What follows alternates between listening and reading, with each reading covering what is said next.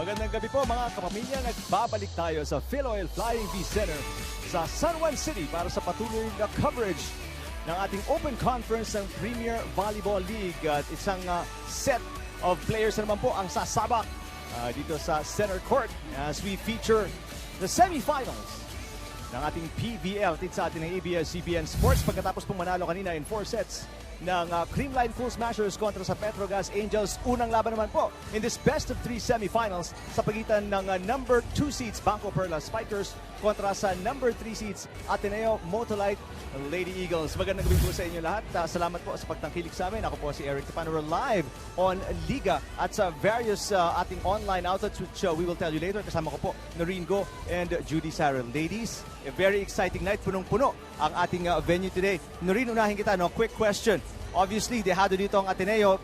As good as a team as they are, natalo sila 2 beses dito sa BanKo-Perlas. Ano bang kailangan nilang gawin dito very quickly, you think, para makabawi? Well, syempre, they have to believe, no? Third time could be a charm for them. They go into each game without expectations. They're a collegiate team, pero so far so good. They're in the semifinals. And of course, if they play well, they learn from the past. You don't know. They might just make it to the finals. Obviously, itong time na to for these ladies, tataas ang level ng kanilang laro. Judy, what's the mood between these two teams? So nakausap mo sila kanina. You know what? Both teams, visit ko nga sa kanilang mga dugout. At masasabi kong talaga semi-final ready na talaga sila. At kahit nga dehado nga kung nasabi mo kanina ng Ateneo, sabi nila hindi daw sila magpapatalo ngayong araw. Players are ready. We are ready. We hope you are ready. Simulan na natin itong semifinal sa pagitan ng Ateneo-Motolite Lady Eagles at BanKo-Perlas Spikers. Tara game!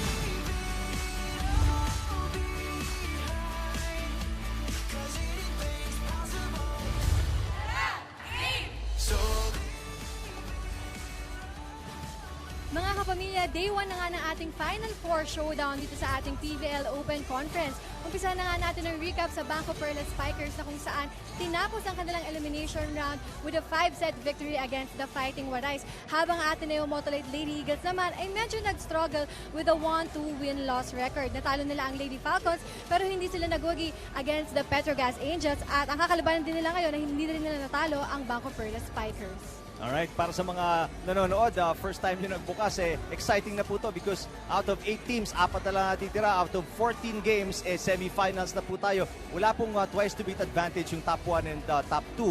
Pero best of 3 po to, so mas hopefully mahaba-haba and very exciting. Ito yung ating matchup sa ating semifinal battle. Yeah, after the elimination round, number 1 ang Cool Smashers. They went up against Petrogas, which is number 4. Kita natin yung standing, so 11-3 and 8-6. For Perlas, they ended up number 2, 11-3 as well. Actually, superior quotient system. That's why Cool Smashers ended up number 1. Lady Eagles, number 4 with 10-4. So, actually, ang bilis ng oras, no? Nasa semifinals tayo, but we expect good games. Ako nga, Eric and Noreen, every time I see these two teams play, talaga namang excited ako. Kasi nga, ang tema lagi ng game nila is parang past versus present dahil nga ang BanKo-Perlas Spikers ay may mga former Lady Eagles nga. Kaya naman for sure, hindi lang ako excited, maging ating mga fans out there. Kaya naman i-tweet nyo lang kami at ABS-CBN Sports. Gamitin lamang ang hashtag na PVL on ABS-CBN. Pati rin ang Instagram page namin ay like nyo na rin at ABS-CBN Sports. And of course, if you want to be updated in all things Premier Volleyball League, visit the #1 sports website, sports.abs-cbn.com. And of course, pakilike na rin and share na rin ang aming Facebook page at Premier Volleyball League. At panoorin nyo kami sa iwant.ph. Live na live kami ngayon. Alright, very exciting po for all the volleyball fans dito sa Pilipinas at sa buong mundo kasi mapapanood din tayo sa DFC.tv. We will take a quick break. Mamaya-maya lang po, hihimayin namin ni Noreen itong 2 koponan na to. Diyan lang po kayo sa Liga. Nagbabalik tayo dito sa PhilOil Flying V Center. Ito ang mga Perlas Spikers at Vanny Gantor naman mula sa Lady Eagles.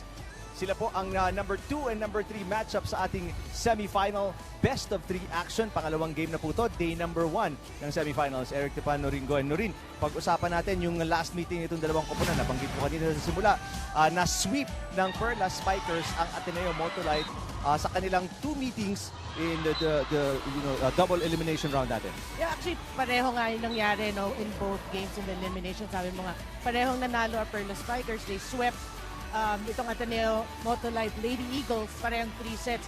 Ang trending doon kasi in both games is the first set close siya.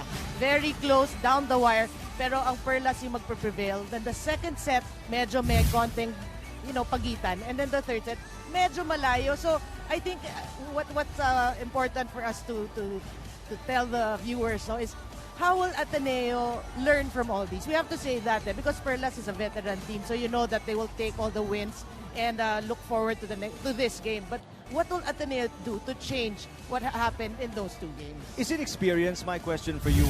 Yung ba yung malaking kalamangan? Kaya nga, especially in tight games, nakakaalagwa, nakakauna itong Perlas Spikers. Well, experience of course will always be a factor, no? But another thing for Perlas kasi they found their groove here in this conference.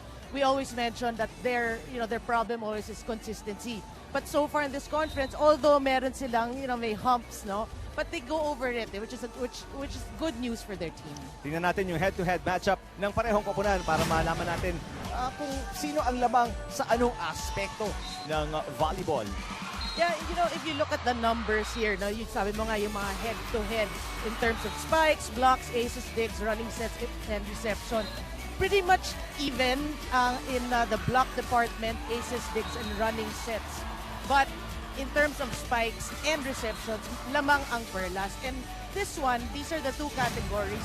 Alam mo, talagang matitingnan mo ng mabuti kasi in spikes, number 2 ang Perlas, number 6 ang Lady Eagles. In receptions, number 3 ang Perlas, number 8 naman ang Ateneo Lady Eagles. So, these are the categories that for Perlas, you want to take advantage. Yun yung, diba? Yun yung tuloy-tuloy mong i-push. For Ateneo, yun yung mong weakness mo. How do you go about it? Doon mo iikot sa blocking, kasi number 1 is sa blocking, aces. So, a lot of different categories. So, that's how you learn from all these numbers. Alright, we'll take a quick break. Pag-usapan natin yung dalawang koponan, yung dalawang game sila at kausapin natin yung mga coaches right after these. Babalik tayo sa PVL Flying V Center para sa game number 2 ng day number 1 itong semifinals. Ang BanKo-Perlas Spikers po nasa kaliwa, na nakaasul naman sa kanan ang Ateneo-Motolite Lady Eagles. Magandang gabi po sa lahat na nanonood sa Liga. Eric Tepan kasama si Noringo. At kausapin natin ngayon ang head coach ng Perlas Spikers, Coach Dong de la Cruz. Coach Dong, magandang gabi. Thank you for being with us. Good evening din po. Coach, natalo niyo 2 beses ang Ateneo, 3 sets. What's been the secret para sa'yo? What's been the main thing kaya may advantage kayo against these young Lady Eagles? Actually, sa ngayon kasi sabi ko sa mga players, kalimutan na yung elimination. Kumbaga panibagong na to we are in the semis already. Kaya sabi ko back to 0.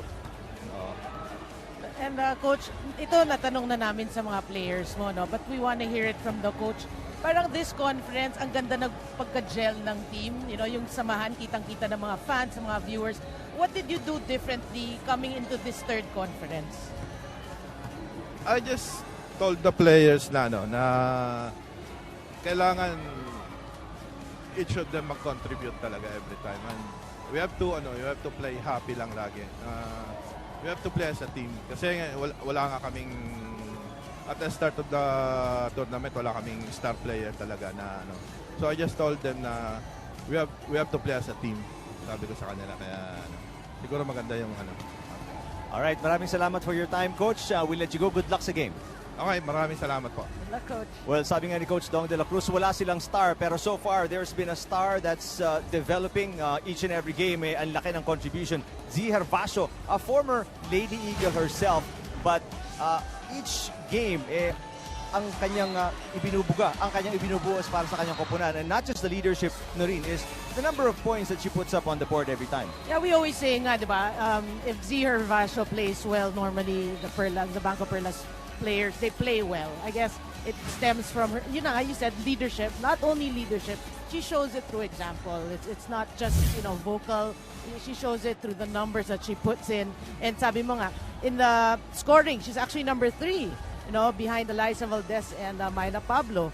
In the spikes, number 4, in aces, number 10. So these are the numbers that she contributes to her team. And so far, it's been good because they're number 2 after the elimination round. Alright, magbe-break po ulit tayo. Pagbalik naman natin, Coach Oliver Almadro, makakausap natin dito sa panel. Diyan lang po kayo.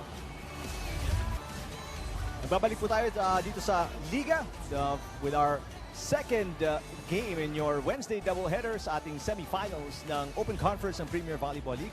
Hatid sa inyo ng ABS-CBN Sports. Magandang gabi po ulit sa inyong lahat. And we're seen live on iwant.ph, sports.abs-cbn.com/livestream/PVL, Premier Volleyball League. At obviously sa Liga po, Eric Tipan with Norin Go. At kasama naman natin ngayon, as promised, Ateneo-Motolite Head Coach Coach Oliver Almadro. Coach, welcome back. Hi. Good evening. Good evening. Now, Coach, natalo kayo 2 beses Yes. dito sa BanKo-Perlas Spikers.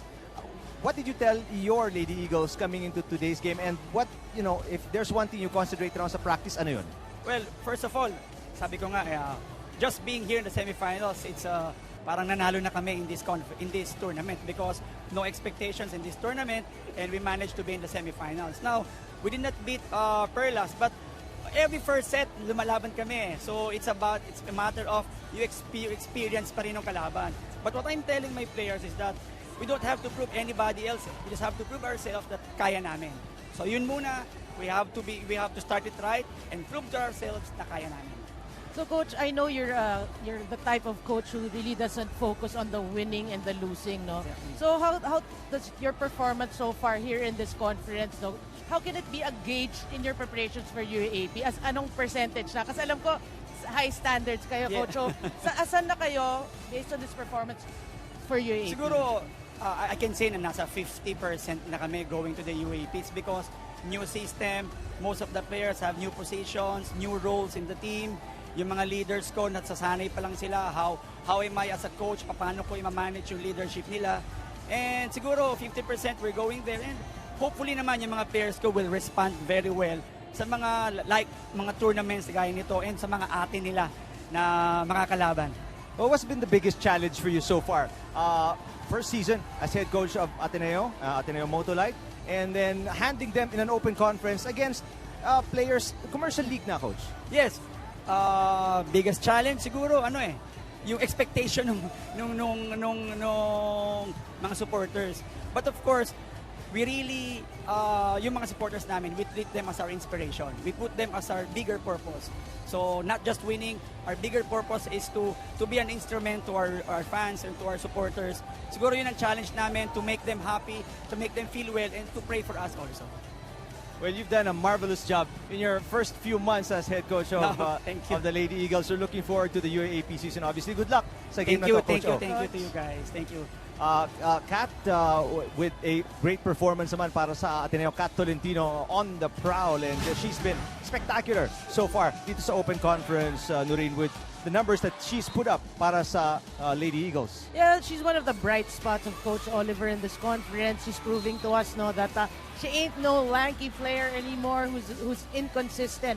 She's showing us that she's learned from the past experiences, past tournaments, and she wants to make a name. She has actually already made a name for herself, and she's proving to be a pillar in this squad. And in terms of spiking and scoring, she's actually number 4 in spiking, number 9 blocking, number 8 in aces, number 8. So these are monster numbers, you know, coming from a collegiate player playing in a open conference.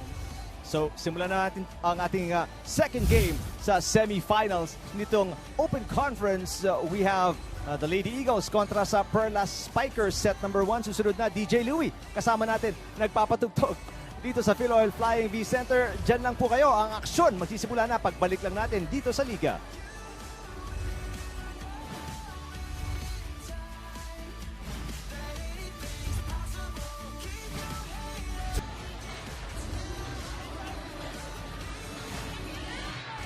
Presenting our national officials for this match.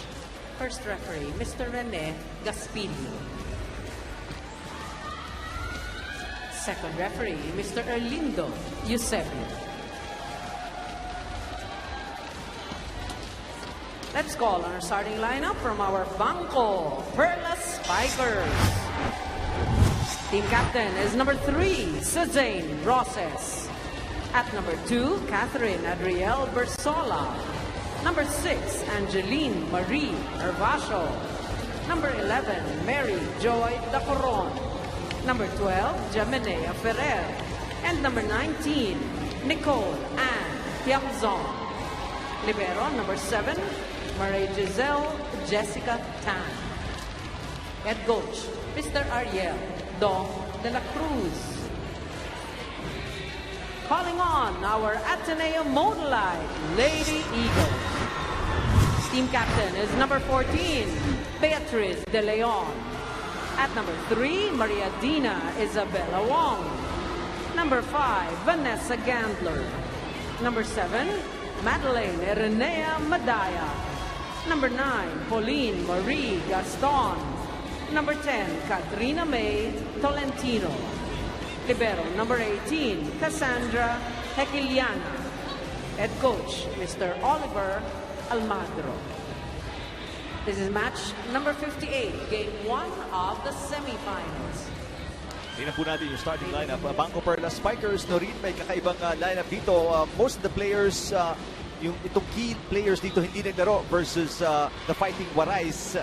Bersola, Roses did not see action at all, pero now part of the starting lineup, ganun din si Joy Dacoron, ano? But for Ateneo, it's the same culprits, same usual suspects para sa Lady Eagles. Ito yung naglaro din sa laban nila kontra sa Petrogas Angels.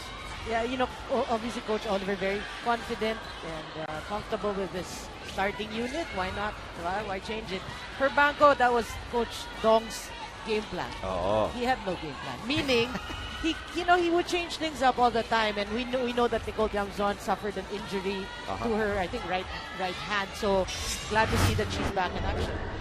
At saka, a good idea then to rest some of your key players heading into the semifinals. Right. Because with an 11-3 win-loss record and the superior quotient nasa Creamline Cool Smashers, you'll end up 2 anyway. That's true. So, hindi mo na i-risk for Coach Dong de la Cruz. So, set number 1 in this best-of-3 matchup between the number 2 seeds, Perlas Spikers, at number 3 Lady Eagles. First point mapupunta sa Perlas Spikers on a short receive ng Lady Eagles. Well, you know, we talked about some categories of statistics earlier in Ateneo, dead last in terms of reception. So if you're Perlas Spikers, you want to serve tough, serve hard. But if you're Ateneo, you know you want to focus on receiving 101. Gandler, malakas. Ball is out. Medyo malamig pa. Fanny Gandler, and it's a 2-0 start para sa Perlas Spikers. Yeah, but don't count Ateneo-Motolite Lady Eagles out. We know given the 2 games that they played, the first set is close. No matter who takes an early lead, basta close yan. Good save para kay Sue Roses. Ito si Gandler, susubok ulit. Trying to go down the line. Check ball ang itinawag. So that's the first point ng Ateneo-Motolite kontra sa BanKo. Gandler gets a ball touch. Yeah, we're BanKo-Perlas Spikers complaining about that, saying no check. But then again, if we don't see the slow-mo, nobody admits. Walang maamin. Kahit check na, kahit net na. Service strong. It seems there's a lot of energy para nararamdaman ko with the Lady Eagles. Samantalang tingnan mo ang Perlas Spikers, they seem in control, they seem calm, collected sa pagsimula ng matchup na to. Yeah, that's one thing that they can, impart, and talk about the Perlas Spikers, can impart to a collegiate team is how to deal with situations like being in the semifinals, being the final. So that's one thing they have to learn as kids. As a group. Oh, what a block! Tiamzon. Kontra kay Nicole Tiamzon, and it's a 2-3. facial pa. Pagbalik sa kanya ng bola. Panoorin natin dito. Well, number 1 for nothing. The Ateneo Lady Eagles actually number 1 in terms of blocking. So they're showing that if you are BanKo-Perlas, coverage has to be there. Well, with a front line that includes Manila-Motolite, Tolentino, Bea de Leon, I mean, it's no surprise na talagang matindi ang blocking sa net itong Ateneo-Motolite. That's true. They take advantage also of their height. You look at these Lady Eagles, kita mo, they're pretty tall. And a pretty tall lineup. Halos pantay-pantay yung laki nila no rin. Except for Tolentino. Gervasio sets Suroses. Another veteran na napakaganda ng nilalaro. Hindi porsado pero she's always in control, always with a wise decision on the floor. Yep. Free ball para sa Lady Eagles. Dina Wong, hatid kay Gandler. Gandler with an off speed. Ferrer, hatid kay Tiamzon. Babawi. Nicole Tiamzon, inangat. A free ball naman para sa Perlas Spikers. Ferrer, back to Tiamzon. Great defense there. Wong. Gandler, yes! Gandler, cross-court shot. Finding that angle, tough angle there for Gandler. Punta natin itong report ni Judy Sarah. Eric Conrin, bago magpisa ang laro kanina ay nakausap ko ang BanKo-Perlas Spikers at tinanong ko sila kung ano ba mga preparations sila going into the semifinals. Sagot sa akin ni Z Gervasio, it is to make sure that we are all healthy. Kwento kasi sa akin ni Z ay silang dalawa ni Sasa ay hindi nakapag-ensayo nung Lunes dahil parehas silang may lagnat. Dagdag ni Z, as a player, normal daw ang ma-overwork from trainings and other commitments, pero hindi daw ito dapat maging excuse para hindi sila mag-perform ng maayos sa game today, lalo na daw at start na ito ng semis. Lastly, kahit nga may lagnat pa rin today, expect an all-out performance from Z Gervasio and the whole Perlas Spikers team. Maraming salamat, Judy. Great report. Z Gervasio, whether healthy, whether sick, whether she's 100%, talagang ibubuhos niya lahat for, her passion for the game. Yeah, athletes are really like that. Walang sakit-sakit. When you have a game, you go to that game. Kasama din si Sasa de Banadera, who's also suited up today. We'll see if she will check in and play. Mantala, another free ball, second one para sa Lady Eagles. Atake from the back row, Tolentino. What a receive para kay Gervasio. And Roses, yes! Roses from the right. Siksik na siksik sa action. Set pala tayo na rin. Yeah, that was a set that came from the back, and normally medyo, beyond the attack line. But Roses just with the heart and the passion to put that down. Team captain. 1-point game, 4 serving 5. Serving for Bank. Veteran Roses has been a big addition sa starting lineup ni Coach Dong de la Cruz. Gandler. Great dig. Tiamzon. Yes! Tiamzon. And Tiamzon ties the game at 5. Tied at 5. And we can see early on, to see Jem Ferrer distributing the ball very well, giving everybody a touch. We've yet to see na lang si Joy Dacoron. That's the veteran. Jem Ferrer, since her Ateneo days, we've known her to be an excellent setter. Yeah. Samantala, Madi Madayag, one-handed dig. Z Gervasio doing everything para sa kanyang kapunan. And Ferrer with a 1-2 play. I must say, Jem Ferrer is playing, one great conference. She's very instrumental in this conference. Z Gervasio very aptly with a BanKo save on the day, leading to a 1-2 play. Jem Ferrer for the lead, 3 straight points para sa Perlas Spikers. So they are up 6-5. Set number 1, Gandler against 2 blockers. Z Gervasio na naman nagangat. Tiamzon. Tiamzon tatapos. Down the line. What a combination here, Dig by Gervasio, set by Ferrer, and a finish by Tiamzon. Yep, that's basic volleyball for you. And what's nice about that dig by Z Gervasio, talagang she read the offense of the opponent. She made it look so easy, di ba? Parang tinayuan lang parang nandun na siya palagi. Yeah. She's there before the ball is. Gandler. Z Gervasio again was right there. Play shot. 6. But Gandler this time, ball too fast going down the line. And she added a spin to it too. But Z was right there. Gandler serving for Ateneo-Motolite. Volleyball instinct in Z Gervasio is at a different level right now. And that's a good sign for Perlas because we said nga, if she plays well, they normally win. Dacoron. Enjoy Dacoron. Hand of Gaston. Former Lady Falcon. First technical With timeout. 8. The point that BanKo. sends us 6. to our Ateneo-Motolite. first technical timeout. 8-6 Perlas Spikers kontra sa Lady Eagles.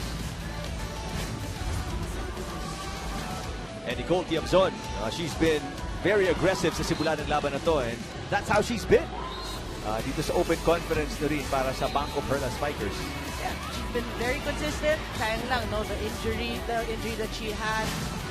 She didn't play, I think, a couple of games, but she's back, and it's where it counts. It's the semifinals. And the call to action, we know she'll play. Here are the numbers: 142 points. Wow, number 11 in scoring, number 6 in spikes with 20%. So Tiamzon also vital in this BanKo-Perlas squad, adding, the chemistry of the team. Former UP Lady Fighting Maroon. Speaking of UP, may gusto kaya sabihin? You say it. O para sa mga hindi po nakapanood kanina, I'm very sure ilan lang kayo kasi halos lahat nakatutok din sa SNA. No? Terrific overtime win para sa Fighting Maroons kontra sa Soaring Fountains. So congratulations, UP. Back in the finals. We are in the finals, so... Since 86. Yeah, I know. I know. So, I'm sure it's exciting for the whole UP community. Back them up, man. Back them up. Bonfire na ba? Tiamzon. Pwede, pero tsaka na. Samantala, balik tayo sa usapang volleyball. 9-6, tatlo kalabangan ng BanKo-Perlas Spikers kontra sa Ateneo-Motolite. G. Hervasio, cross court. Yes! Hervasio off the hand of Outside Emilia. hitters are playing very consistent here today. Parang walang like that si Zia. Oh. Like that. Maagang timeout to. Para kay Coach Oliver Almadro, pakinggan natin ng Ateneo. Alam niyo yung gagawin nila eh. Pero minamadali nyo. Sobrang anticipated nyo yung gagawin nila, mabamadaliin nyo na. You know what they're doing? You have to relax first. You know that they will go to you sa serve eh. Diba? So ano hinihintay mo, dumating sa yung bola? Alam mo pupunta sa cross-court. Alam mo naman si Gervasio, diba pupunta sa cross-court eh. Where are you moving inside? Alam mo ano gagawin na nila running? Alam mo gagawin eh. So ibig sabihin, relax, dada, alam mo yung gagawin. We have to play it right. Come on! Coach Oliver Almadro saying sometimes you're too fast for your own good. Itong Lady Eagles, they know what they know and anticipate ano mangyayari, pero sometimes they get ahead of themselves. And the nerves setting in, we know that. That's the coaches call the timeouts to remind them, hey, for the Lady we've Eagles. studied them, we watch their games, we have a game plan. You know what to do, but you have to relax. You can't jump the gun. And yeah, it does seem like Lady Eagles jittery. Medyo nararamdaman mo yung energy, yung vibe, malakas eh. Kumbaga parang they have found this energy right now. They can't seem to control it. Samantala, yun nga, very cool, calm, and collected. Itong Perlas Spikers. Gaston, that hits the antenna. And Coach Oliver Almadro, I can see him sa peripheral ko. Medyo, he's very upset at these errors. Uncommon errors para sa Lady Eagles. Yeah, and wasted opportunities for them. They're down now by 4, so you want to minimize these errors. Good serve by Dacoron. Poor reception para sa Lady Eagles. Second free ball para sa Perlas Spikers. Net touch. Net violation doon. Kat Bersola unable to control her momentum. Yeah, it's a well-attempted running hit, pero yun na nga. She clips the net there. So if you're Ateneo now, an error from the BanKo-Perlas Spikers, what do you do about it? 8 serving 11.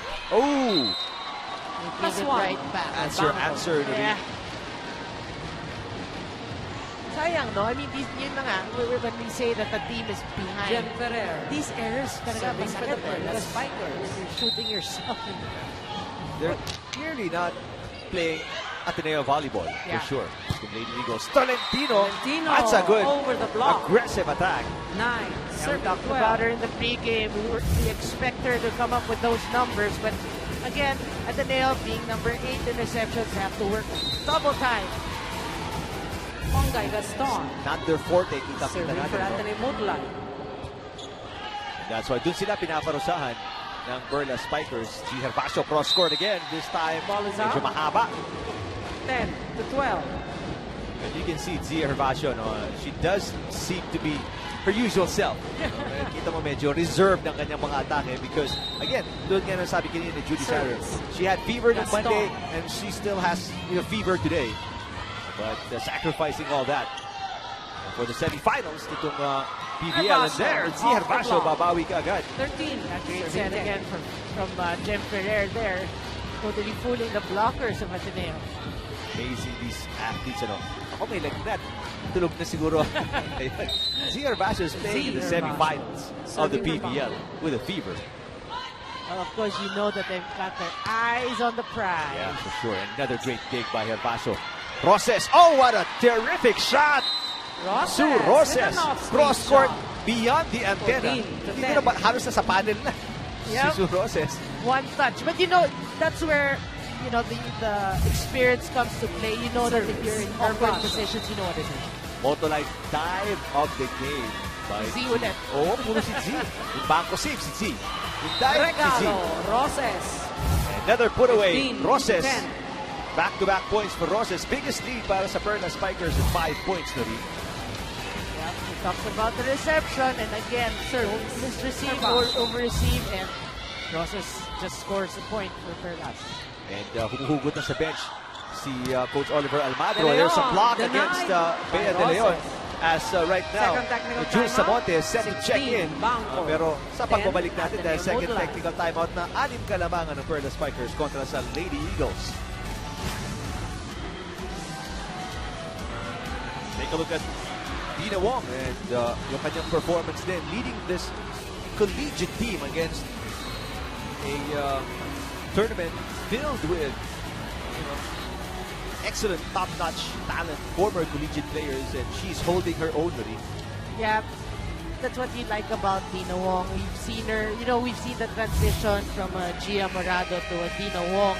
It wasn't easy. I mean, a lot of expectations lying, you know, it wasn't easy for her, but she proved all the, you know, critics wrong.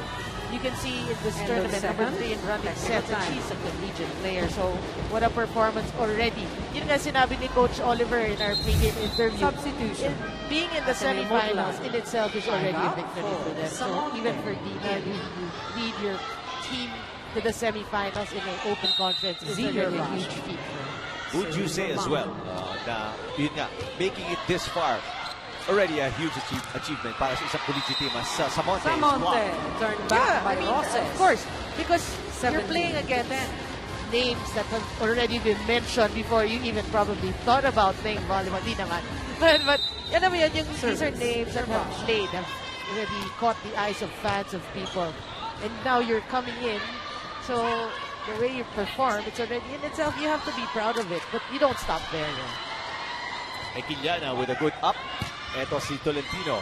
Again, another great pick by G. Herbacio. She's doing great defense. Dito para sa Perlas Spikers. And the on the points are hit-out. coming in steady para dito sa Perlas Spikers. Parang easy pumuntos for them right now. Yeah, you can sense talaga, Eric, that they're so relaxed. They're not talking about the Perlas Spikers. They're relaxed. They're just playing it easy. They're just distributing the ball, so things are looking good for them. Tolentino. That time, On the cross angle. court inside the attack 11, line para kay Kat 18. Tolentino. They've been going long for so many times. Ngayon, iba niyang opensa at nakapuntos ang Ateneo. Well, that's what you gotta do. Talk about Ateneo, because if you cannot Team receive, you captain, cannot take Bea De advantage Leon. of your hitters. Bea De Leon, Mandy Madag. You really have to go wing to your wing hitters. But still a 7-point deficit para sa Lady Eagles. Free ball for Ateneo-Motolite. Tolentino blocked this time by that UP combination of Versola and Tiamzon. Ferrer to Tiamzon.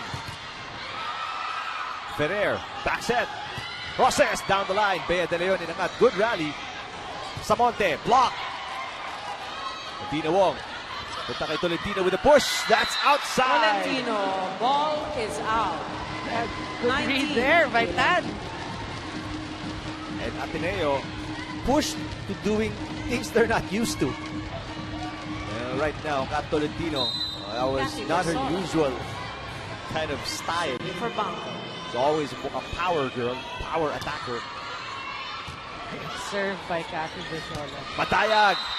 Madaya. Oh, that's a net violation because the shot was outside. But there's a Pero net may touch net violation on the kontra sa Caron. BanKo-Perlas. Yeah, 12, Joy Gacaron, lucky 19. break there for Ateneo. Yeah, they can't get their groove, pero lucky for them, may error nga si Joy Gacaron. Tolentino They get the point, but they're still down by 7. for the serve. 12, serving 19. That's outside Ball is out. from Tolentino. 20 to It's 12. not the usual first set between Perlas Spikers and Lady Eagles. We talked about how it's been close. The 2 times they met in the eliminations. But doesn't seem like it right now with an 8-point lead and only 5 points away from winning set number 1. That's right. Now, obviously, you know, it's the nerves for me. It's the nerves setting in. Perlas able to control it. They're thriving from this scene. The grand scheme of things. 21 to 12. And Ateneo, very, sabi nga, jittery. And patawag na second timeout na si Coach Ateneo-Motolite. O after this attack by Nicole Tiamzon. We keep on doing it. I keep on telling you that. But you're not executing eh. So ano hinihintay mo? Ano hinihintay mo? Command this area. 10 points? Ikaw, ano hinihintay mo? Pangalawa, nawawalan tayo siya. Eh, ano ko na depensa ha? I guess, sabi ko naman sa inyo, I just need the hustle, I just need the persistency. Patience. Pag bumalik ang bola sa atin, ready for counter. Diba? So, walang depensa, walang problema. Importante, hindi natin tinatapon yung bola.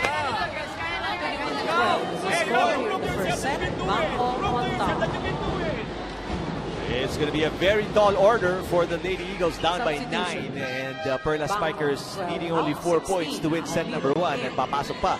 Ben Emnas and Amy Ahumiro.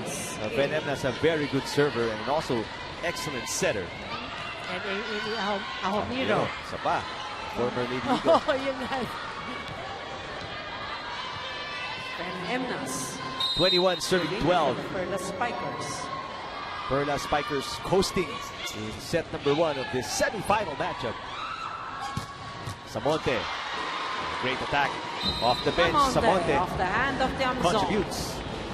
13 Yeah, to Coach 21. O obviously looking for a spark plug here in the first set. But you know, in that huddle, you can feel his frustration. Jules Samonte. Okay, our defense is Serving for all Ateneo that well, Motolite. but you need to counter. You have to be ready to attack. Back-to-back points for Samonte.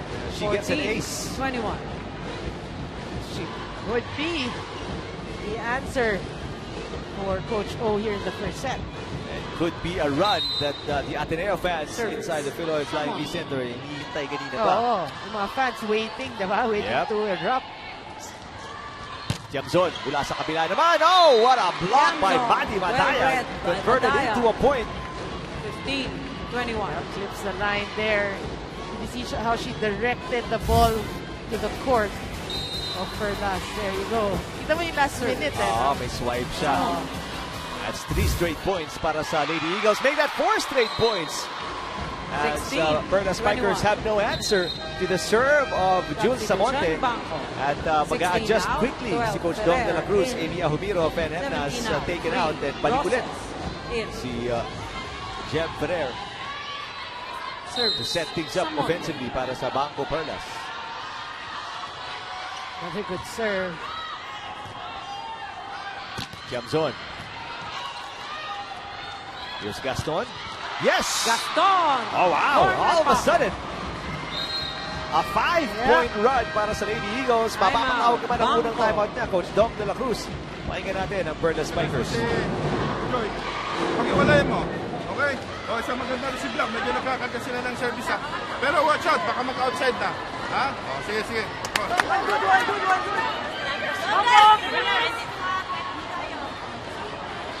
Very quick timeout lang na rin. Tinutukan lang ni Coach Dong yung reception. Kinakargahan. Watch out tayo.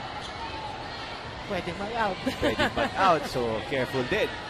And we're on that aspect. Mantala, Jules Samonte. Quality minutes para kay Coach Oliver Almadro. 2 aces already. Jules Samonte. Serving. Ateneo-Motolite. Giselle Tan, much better reception. Tiamzon, nilusot sa block ni Madayag at ni Wong. Gaston. Ferrer, balik kay Tiamzon. Tiamzon, medyo gigil doon. Ferrer. This time, Dacoron, cross court. Oh, Inangat gating. ni Tolentino. Gaston. Ferrer sa kabila naman. Cross court, Hekiliana inangat. Dina Wong. Si Ponggay Gaston! Oh, wow! This is 6 straight points 18, para sa Lady 21. Eagles. From 21-12, it's 21-18. What a hit there by Gaston. Right in the middle. Alam mo, parang knife to the heart of this Perlas defense. Underhand set para kay Ferrer. Tiamzon finally breaks off the that block. 6-point run. 22-18. Lady Eagles. The smart tip by Nicole Tiamzon. She realized yung blockers got her number. What I do, I hit it to the Channing smaller Tiamzon. blocker, which is Serving not to the very Perlas small si Spikers. Wong. Oo, si Dina Wong. Underhand set para kay Wong. Too close to the net. Then, back-to-back Too close to the net. points para sa Perlas Spikers. 23-18. Yeah, sayang, no? I mean, there was a rally, they challenged, but here, parang miscue na Service. naman. Tiamzon. So again, talk about the wasted opportunity. Bongay Gaston, yes! Off the block. Gaston. Close game. 23. A 4-point difference. 23-19. What a player Bongay Gaston has matured to become. We've seen her, Manila-Motolite. ginawa pa siyang libero, Serving for and Ateneo-Motolite. she's always the one massaging the players, but look where she is right now. Offense going to her. What a tip from Wong. Binuhay ni Herbacio. Humihingi ng double contact. Coach O. Gaston ulit. Oh yes! Bongay Gaston. Bringing the offense of the Lady Eagles. 23. Well, welcome to the Samonte Gaston show towards the end of the first set. 3-point game. We thought it wasn't going to be close. It is close now. And we did say the first set, no matter who builds a lead, will always end up to be close. Ball is in. Tumama na sa floor yung bola. So Time take a out. look at the BanKo. Ateneo-Motolite fans. So happy after their team being down by 9. They are within 2. Kahit pa tayo. Siyang patay. Maglalas tayo, okay? Okay? Isang magandang receive, okay? G, Kami, okay? Su. Okay? O, come on. Tataglan ng dikit ka.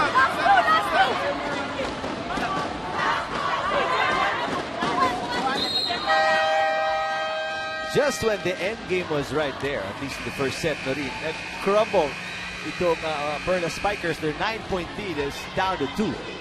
Yeah, so Eric, do you believe in trending? Sometimes people don't, but there are times that this is a perfect example that you have to believe in trending. Your first 2 games, and here we are in the third set.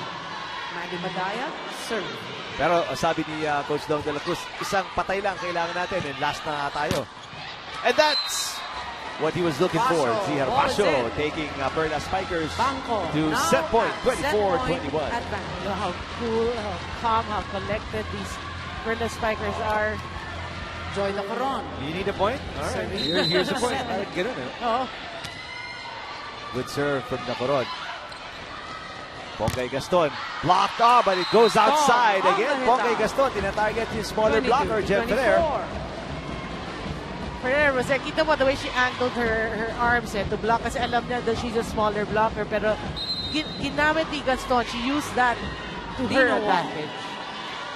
Serving for Ateneo-Motolite. 22, serving 24. That's on the line. Oh, Dina Scores Wong, an and it's ace. a 1-point game. Sana lang. So, we mentioned that the first 2 times they met, the first set talagang very close Very by close. 2 points. We are guaranteed the same outcome here in this first set. Saka yung first set of both games nag-extend 27-25 Exactly. and 26-24. Herbacio looking for the finish. Oh yes! Herbacio ends the set for And BanKo. this time around, Norin, 25 no to extension, 23. sabi ni Z. Herbacio. Ano sinasabi mong extension, Norin? We didn't say extension, we said win by 2 points na. Guaranteed. So yeah, 25-23. Oh, great performance. Z. Herbacio, she didn't get many touches, but the ones she got, she made them count. Like what you said, 25-23, Perlas Spikers winning set number 1 kontra sa Lady Eagles.